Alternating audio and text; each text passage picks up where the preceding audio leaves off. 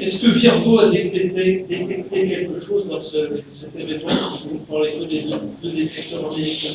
Oui, je parle des deux détecteurs américains parce que Virgo n'était pas encore, Advanced Virgo n'était pas encore opérationnel à ce moment-là. Et la prise de données qui a été commencée en septembre 2015, on espérait initialement y participer. Finalement, une deuxième prise de données va commencer au mois de novembre de cette année et devrait durer jusqu'au mois d'avril. Et on espère participer à ça. Oui, attendez, monsieur d'abord. Oui, vous parlez de la détection du changement d'espace. Et la partie de la coordonnée temps aussi.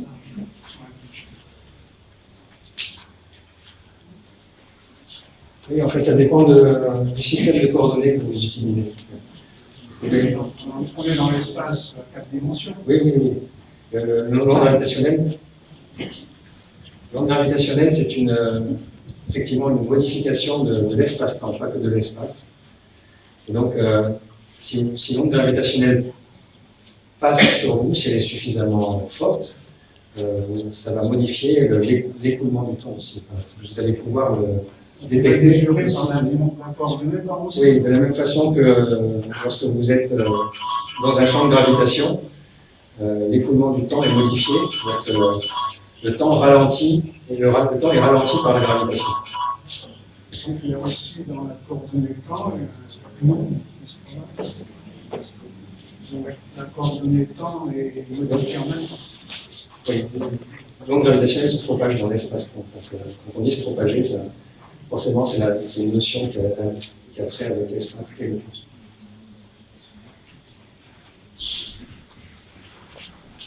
Qu'est-ce qui vous a permis de déterminer l'origine de cette gestion gravitationnelle? D'où elle venait? Alors, déjà, c'est le fait qu'on a plusieurs interféromètres, parce que les interféromètres sont très peu directionnels. Ce n'est pas comme les télescopes qu'on peut pointer en direction d'une étoile. On est juste à l'écoute, avec l'interféromètre verrouillé et en train d'attendre un événement.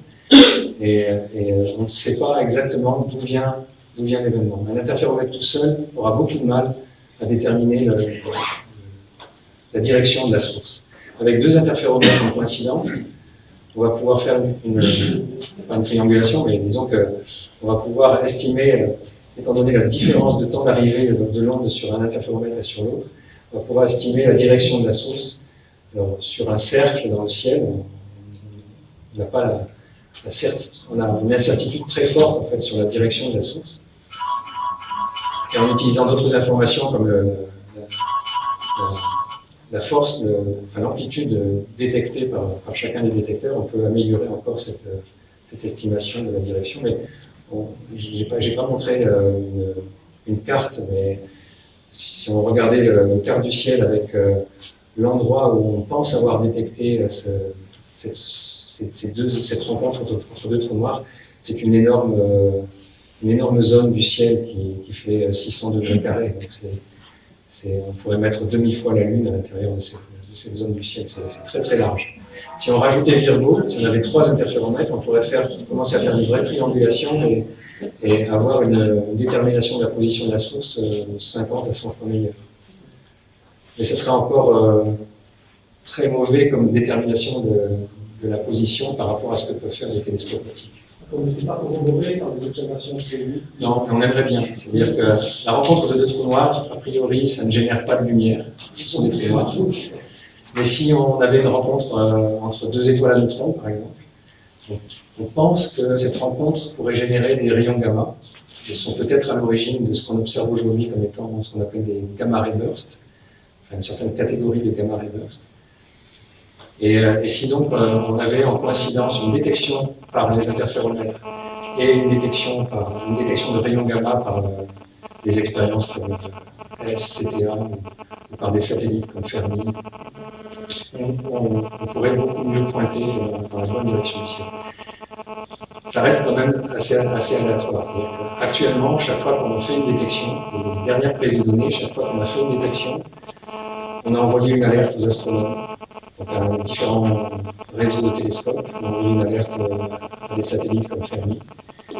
Et la zone du ciel qu'on leur propose est vraiment très vaste. C'est-à-dire qu'ils doivent scanner, prendre des photos du ciel en abondance et éventuellement trouver parmi les milliers de galaxies qui se trouvent dans cette zone du ciel, quelle est la galaxie qui contient le flash éventuel de rayons gamma observés. On peut avoir éventuellement des contreparties optiques ou en radio. On espère que dans le futur, on fera des détections comme ça en coïncidence entre les observatoires classiques et les observatoires non gravitationnels.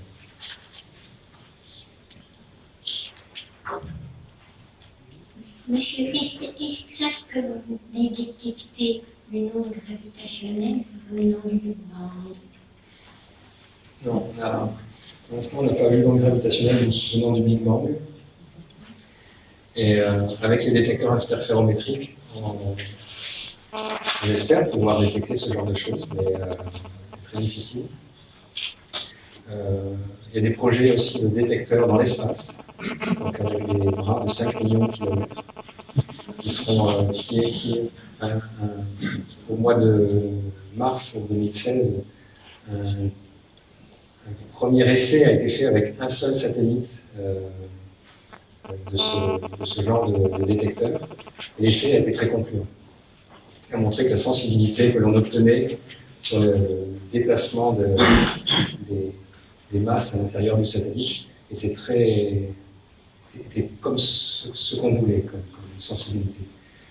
Donc on espère que dans les années peut-être 2030, on aura un détecteur avec des bras de 5 millions de kilomètres en orbite qui détectera non seulement des étoiles à neutrons qui tournent l'une autour de l'autre, mais peut-être aussi des signaux d'ondes gravitationnelles émis peu après le Big Bang, vraiment très peu après le Big Bang. Enfin, on pense que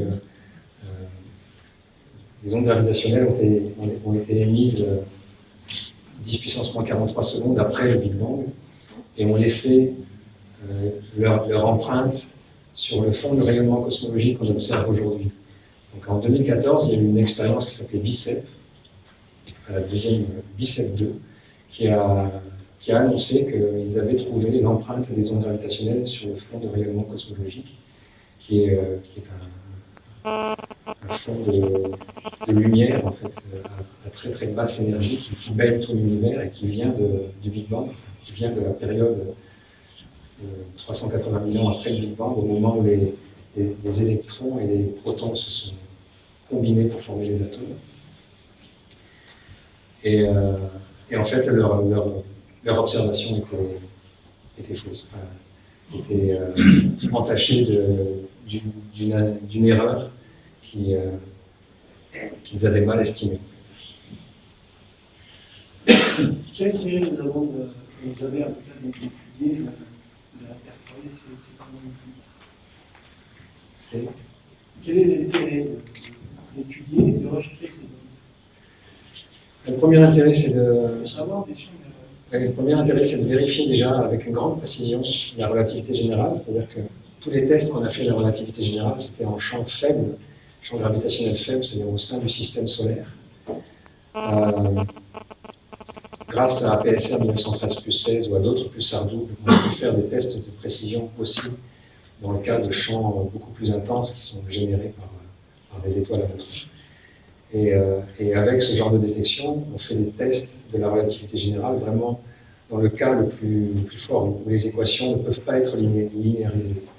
Donc on est dans des cas où en fait, deux trous noirs avec des champs gravitationnels très intenses tournent l'un autour de l'autre avec une vitesse quasiment de la moitié de la vitesse de la lumière et créent une déformation de l'espace-temps qui est gigantesque par rapport à celle qui existe dans notre système solaire à cause de la présence du Soleil et des planètes. Donc c'est déjà un test qu'on a pu faire. Grâce aux signaux qui ont été détectés, on a pu déjà vérifier que la relativité générale marchait très bien, même dans ce régime de champ gravitationnel très intense. Et puis l'autre intérêt, c'est de voir l'univers d'une autre façon. c'est-à-dire d'étudier sous une autre forme les astres qui sont dans l'univers, et notamment les cataclysmes violents qui se produisent quand deux étoiles se rencontrent ou quand une étoile explose, ou quand, quand des phénomènes auxquels on ne s'attend pas se produisent. Peut-être qu'actuellement dans l'univers, il se produit des choses qui ne produisent pas de lumière, qui ne sont pas visibles directement avec tous nos moyens actuels, que ce soit avec les télescopes ou avec les détecteurs de rayons X ou de rayons gamma, mais qui produisent des ondes gravitationnelles qui transportent une information sur ces événements auxquels on n'avait pas accès jusqu'à présent. C'est un peu comme regarder le ciel avec un nouvel instrument, on voit de nouvelles choses. C'est ce qu'on espère. Et puis éventuellement, des choses déjà connues comme les étoiles à neutrons, si on avait une bonne information sur une onde gravitationnelle générée par une rencontre d'étoiles à neutrons, on pourrait remonter à la structure des étoiles à neutrons, essayer de voir comment elles sont faites en fait. Les contrats, est-ce qu'il y a un sorte d'application?